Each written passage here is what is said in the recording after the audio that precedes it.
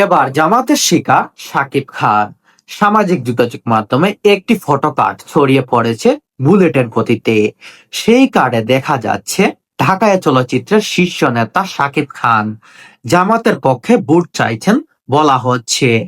একটি জনপ্রিয় বেসরকারি টেলিভিশন চ্যানেলের নকলের নামে ছড়িয়ে পড়া ওই কার্ডটির সঙ্গে একটি গানের লিঙ্ক শেয়ার করা হয়েছে, যাতে দেখা যাচ্ছে জামায়াতের আমির ডাক্তার শফিকুর রহমান ভাষণ দিচ্ছেন।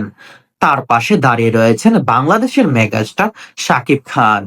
সামনে জনসমুদ্র। ভিডিওটির টাইটেলে বলা হয় জামায়াতের ভাইরাল গানে শাকিব খান। অনেকে ভিডিওটিকে সত্যি বলে মনে করলেও অনুসন্ধান মিলেছে এটা পুরোপুরি ফেক। এআই প্রযুক্তিতে তৈরি করা হয়েছে এই গান ও ভিডিও। অভিযোগ রয়েছে একটি চক্র ভোটারদের প্রভাবিত করার লক্ষ্যে এই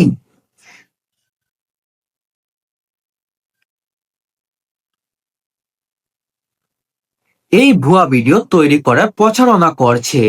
এদিকে এমন ঘটনায় শাকিব খান বেশ বিব্রত বলে জানা গেছে। তবে বিষয়টি নিয়ে এখনো কোনো মন্তব্য করতে দেখা যায়নি এই তারকাকে।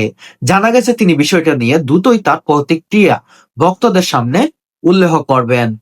ধারণা করা যায়